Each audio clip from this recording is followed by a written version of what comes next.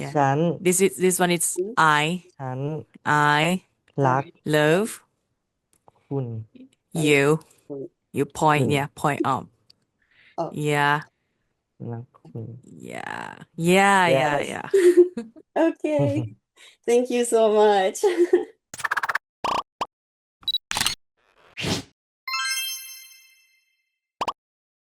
สวัสดีค่ะ สวัสดีครับสบายดีไหมคะ สวัสดีครับ Okay, thank you for joining this interview and being with us today. We're so glad to have you here. Um, if it's okay, could you quickly introduce yourself and tell us a little bit about your character in the series? สวัสดีครับซาเล้งนะครับซาเล้งพิจทีไคล้มงคลนะครับเป็นนักแสดงซีรีส์ขอเป็นพระเอกในหัวใจพระเอกครับในบทซีรีส์ก็จะรับบทเป็นจามกรครับผมจามกรเนี่ยก็จะเป็นพระเอกลิเกนะครับใช่ Yeah, thank you. So our first question for you today is what led you to star in a series as an actor? And like prior to this series, did you have a wish to become an actor before that? โอเคก็คือจริงๆแล้วตัวเล้งเองนะครับผมก็เป็นเด็กแคสมาตั้งแต่แบบอายุตั้งแต่16เลยนะครับซึ่งแคสมาหลายเรื่องมากๆจนมีโอกาสได้มาเห็นซีรีส์เรื่องนี้นะครับผมที่ดังมาจากนิยายแล้วก็มาเปิดแคสนะครับผมแล้วก็เห็นโอกาสนี้ก็รีบคว้ามาเลยนะครับผมแล้วก็รีบอ่าตั้งใจมากๆเลยนะครับผมสำหรับผลงานนี้นะครับแล้วก็ส่วนความฝันเนี่ยฝันมาตั้งแต่เด็กๆเลยว่าอยากเป็นนักแสดงแล้วก็อยากเล่นซีรีส์สัก เรื่องหนึ่งหรือว่าหลายๆเรื่องเลยก็ได้แบบอยากให้ตัวเองเห็นอยู่ในหน้าจอทีวีอยู่แล้วครับ Okay, that is so nice. Um, we also hope to see you in another series like soon or later. โอ้โหหวังว่าตัวเองก็ยังอยากเล่นซีรีส์อีกอยู่เหมือนกันครับผมยังอยากเล่นหลายๆเรื่องเหมือนกันครับผม So for the second question, it's actually about your activity as a Like performer. So for how long have you been a Like performer? เล่นมาตั้งแต่อายุ7 ขวบครับ Oh, wow, that is very impressive. ใช่ครับตอนนั้นเป็นตั้งแต่เด็กๆเลยเพราะว่าที่บ้านเป็นลิเกอยู่แล้วด้วยแล้วก็อ่าฝึกมารุ่นต่อรุ่นจนมาถึงเราครับ Oh, wow. That is so like it's both interesting and beautiful to hear. Like I feel like because I'm just discovering the Like culture, let's say through the drama, and I think it's so beautiful and to hear that it's also a family like sort of heritage, I think it's so so beautiful. So for the next question, I've read online that you are from Samut Prakan. I'm sorry if I'm pronouncing this wrong, but so could you recommend any local food or activity from your hometown for the fans? อ่าก็คือถ้าใครนะครับผมที่ผ่านมาจังหวัดสมุทรปราการนะครับผมมันก็จะมีอ่าตลาดเยอะมากๆแล้วก็ต้องแวะเลยนะครับผมคือซื้อมันคือปลานิลเนี่ยคือของดีเลยเขาเรียกว่าปลาสลิดเออใช่ปลาสลิดปลาสลิดคือใครมันเป็นของดีมากๆที่แบบใครมาเราต้องซื้อแล้วก็เอาไปกินครับ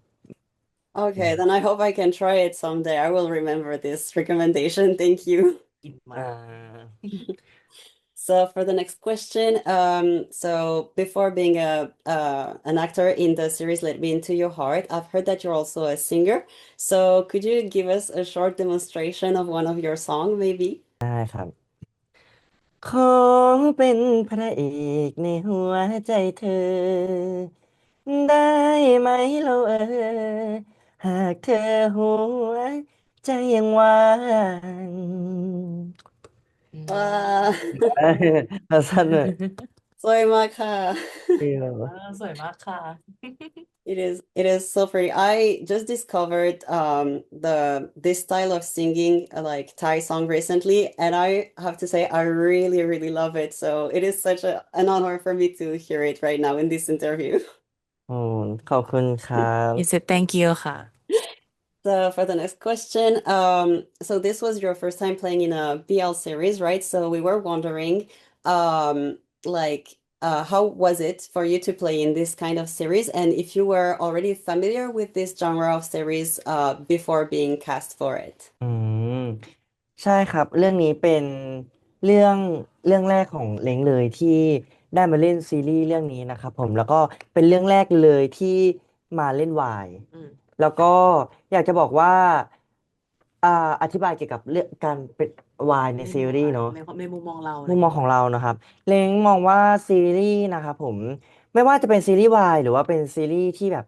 ผู้หญิงผู้ชายรักกันเล้งมองว่าเป็นเรื่องปกติมากๆแล้วก็อยากจะอยากจะแล้วก็ประเทศไทยตอนนี้ก็อืมเปิดกว้างมากๆแล้วก็มีอีกหลายๆประเทศเปิดกว้างเล้งก็เลยมองว่าซีรีส์เรื่องนี้นะครับผมมันก็เล่นเกี่ยวกับผ่านความรักทั่วไปเหมือนกันอืมมันไม่มีอะไรที่อ่าผิดแปลกอะไรอืมที่ผู้ชายจะรักกันได้ Yeah, แล้วก็อีกมุมม I อง also agree that I hope these series are regarded as something normal as well. Like this is what we hope for. Mm, but เก่งมากค่ะ You did อืม really great. ขอบคุณครับ So for the next question, if you can recall, if you have any memorable anecdotes or memory from the casting or filming the series that you can share with us. อ่าอยากจะบอกว่าตอนแคสนะครับเป็นอะไรที่อ่ารู้สึกว่าเขาเรียกว่าไงอ่ะ มันมันท้าทายกับเรามากๆ เพราะว่าปกติซีรีส์ที่เราแคสนะครับผมมันจะไม่ใช่เกี่ยวกับอาชีพเราเลยมันจะเป็นแบบอ่าจะเป็นเรื่องอื่นๆไปเลยแต่พอมีซีรีส์ลิเกเกิดขึ้นมาเนี่ยแล้วเราได้โอกาสตรงนี้เรารู้สึกว่าเฮ้ยมันตรงกับเรามากๆมันเป็นอาชีพเรามากๆอะไรตรงนี้มันเหมาะมันน่าจะเหมาะกับเราจริงๆอะไรเงี้ยแล้วเรารู้สึกว่าตอนที่เราเข้าไปแคสเราได้เจอพี่ๆลิเกหลายๆคนแล้วก็ได้รู้สึกว่า อ่าตอนนั้นแบบเออเขาเรียกว่าไงแบบอยากทำให้มันเต็มที่มากๆเพื่อแบบว่าดันอะไรอย่างงี้ใช่ไหมมันกดดันด้วยแล้วก็อ่าสนุกมากๆเช่นกันเพราะว่าได้เอาศิลปวัฒนธรรมไทยเกี่ยวกับแบบลิเกอะไรอย่างเงี้ยไปโชว์ให้พี่ๆในแคสติ้งได้ดูกันอะไรอย่างเงี้ยครับใช่ครับเอากันแล้วก็อ่าความทรงจำในช่วงเวลาระหว่างถ่ายทำเนอะรู้สึกว่าตัวเองจำมาได้แบบ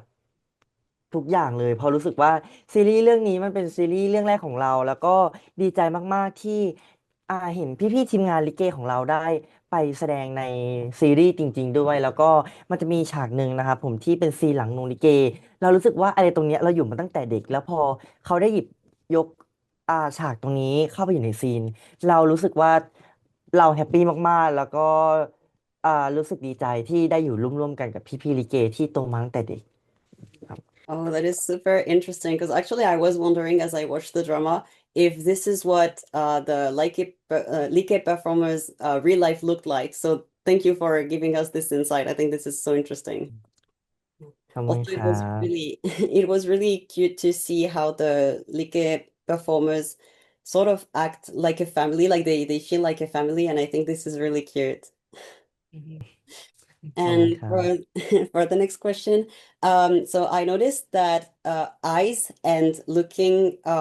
sort of looking at each other was something very important in the series. There is a lot of scene where they film like close up of your eyes. So I was wondering, in your opinion, like for you, what is the first thing that attracts you when you meet someone? เอ่อรู้สึกว่าถ้าใครเดินมาแล้วเรารู้สึกเราจะจ้องบ่อยมากที่สุดเราจะชอบสายตาอืมแล้วก็รอยยิ้มอืมอืม Mm, yeah okay. Um, so for the next question, um, yeah, so it seems from the series and the few things I know about Like performance that it takes a lot of time and efforts to prepare for a Like performance. So we were wondering how long does it take to prepare for such a performance, including the costume and makeup? Because I saw in the series that the Like performers also do their own makeup, which I find very impressive. อืมก็ถ้าเป็นแต่ก่อนช่วงฝึกแรกๆแบบแต่เด็กเลยรู้สึกว่าก็ชั่วโมงกว่าแต่ว่าช่วงนี้รู้สึกว่ามันเข้ามือแล้วเราพอทำได้อยู่แล้วอะไรเงี้ยก็ประมาณ40 นาที Oh, wow. That is really, really fast. I thought it would like take longer. บอกว่าอ่าเดี๋ยวนี้ชุดลิเกมันเป็นสำเร็จรูปมาแล้วแล้วก็เอาจริงๆยิ่งชุดลิเกเดี๋ยวนี้แบบแป๊บเดียวเองประมาณ5 นาทีหรือว่าจะเปลี่ยนชุดแต่ละฉากบ่อยประมาณ1 นาทีก็เสร็จแล้ว อืม Oh, yeah wow. That is even more impressive. But yeah, because I have to say that the Like performance outfits are just amazing, are really, really so pretty. Like I studied design, so when I see the design of the Like performance performers, yeah, I just love it. It's so pretty. I have seen recently the photos you took in Japan, and like I'm just so amazed with the outfit.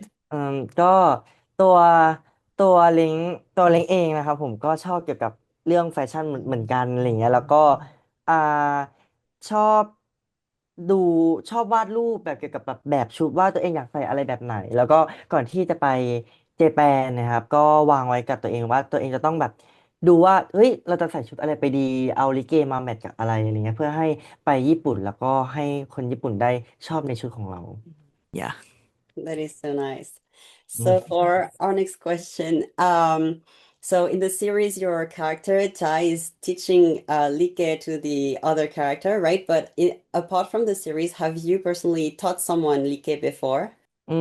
มก่อนที่ไปเล่นซีรีส์ไม่เคยเลย Okay, may I ask if it was hard to teach someone else? เอ่อก็ถ้ามีพื้นฐานเกี่ยวกับการร้องมาบ้างอะไรเงี้ยแล้วก็ลิเกต้องตัวอ่อนด้วยถ้าแบบว่าด้วยตัวแข็งอะไรเงี้ยอาจจะต้องใช้เวลาหน่อยการที่จะเป็นลิเก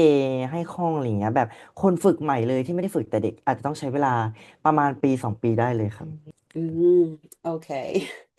And finally, for the last question of this interview, so I have heard that Like dance movements often carry some meanings. So if it's okay, could you teach me like one move and the meaning behind it? ก็จะเป็นค่าคำว่าฉันรักคุณ Yeah. ฉัน This one is I ฉัน I รัก love คุณ you. Mm. You point, คุณ yeah, point up. Oh, Yeah. รักคุณ Yeah. Yeah, yeah, yes yeah. okay. Thank you so much. ขอบ Thank คุณ you, ค you รั too. บ So that is the end of this interview. Thank you so much for joining us today again. We will be looking forward to any of your like future project, maybe series or something else. I hope a lot of fans get to discover you and the Like culture as well through your project. So yeah, we'll be looking forward to meeting you again in the future. ก็ขอบคุณเช่นกันครับขอบคุณที่อ่า มามา